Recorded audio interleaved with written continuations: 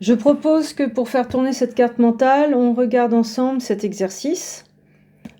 Alors comme d'habitude, on prend le temps de prendre conscience des variables qu'on va manipuler.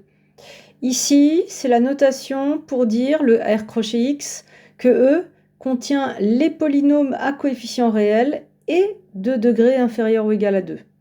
Polynôme à coef réel et de degré inférieur ou égal à 2. Donc c'est ça mes vecteurs. Donc je les baptiserai, quand je veux parler d'un vecteur, je mettrai une majuscule. Dans cet exemple, on déclare également une famille, et puis vous voyez, tout est cohérent. Vous observez bien une famille de 3 vecteurs, 3 polynômes. Chaque polynôme est de degré inférieur ou égal à 2, donc c'est une famille de E. Alors, première question, un petit rappel, quelle est la dimension de cet usuel E?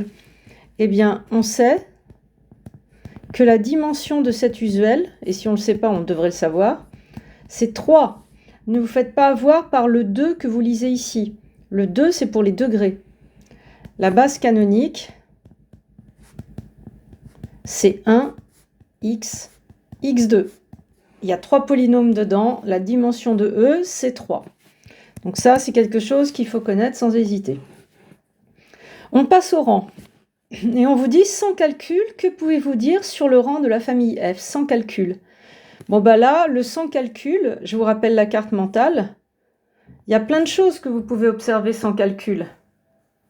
Sans calcul, vous pouvez majorer rang de F. Rang de F, c'est plus petit que la dîme de votre usuel. C'est plus petit que le cardinal de la famille. Sans calcul, vous pouvez aussi minorer rang de F. Si vous observez une famille visiblement libre, vous saurez que le rang de F est supérieur ou égal à ça. Donc là, en l'occurrence, moi, il me semble que ce que je vais dire, c'est que j'observe que le rang de la famille F, je la baptise plutôt en calligraphie, inférieur ou égal à dîme E, c'est-à-dire rang de F. J'observe sans calcul, si je veux insister. Rang de F inférieur ou égal à 3. C'est pas la peine d'observer le cardinal, ça conduit au même résultat, 3. Qu'est-ce que je peux observer d'autre? Là, par exemple, il y a une famille libre évidente, une sous-famille de F libre évidente, c'est x plus 1, x carré plus 1. Ou alors x plus 1, x moins 1, qui sont non collinéaires. Donc là, si je déclare la famille x plus 1, x carré plus 1, c'est une sous-famille de F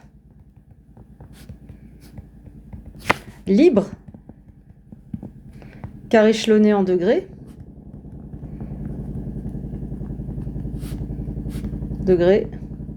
Donc, le rang de F, il est supérieur ou égal au cardinal de cette famille libre, c'est-à-dire que le rang de F, il est supérieur ou égal à 2. Donc, sans calcul, voilà, vous observez que le rang de F, ça ne peut être que 2 ou 3. Une fois qu'on a un petit peu mieux cerné les possibilités pour le rang, c'est 2 ou 3. Je peux utiliser le bas de ma carte mentale. Je sais que le rang de F égale 3, seulement si la famille est libre. Du coup, une façon de déterminer le rang, c'est pas forcément de chercher une base du vecte de F, c'est simplement de regarder si la famille est libre. J'ai 3 vecteurs, je pose l'équation. C'est parti. Donc moi je soupçonne que la famille est libre, mais voilà, on va voir.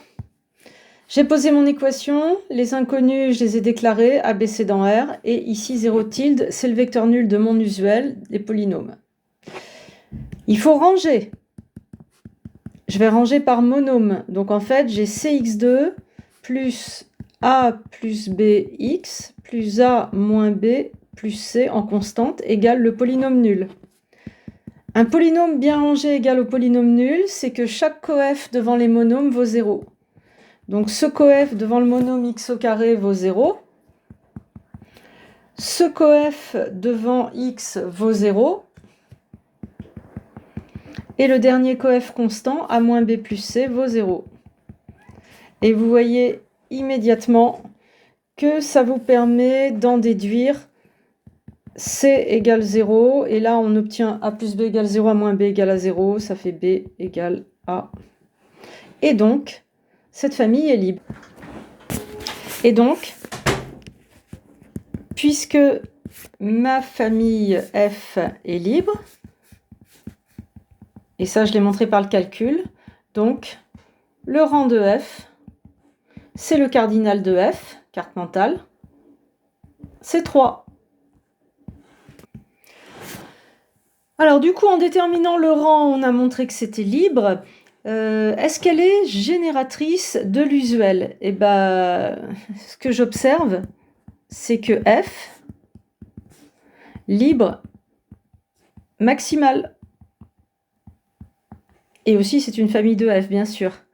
Donc, c'est une base de E égale R crochet X inférieur ou égal à 2. Et donc, je précise que le cardinal de F, c'est la dimension de E. Voilà. Et donc, si c'est une base de E, donc F est génératrice de E.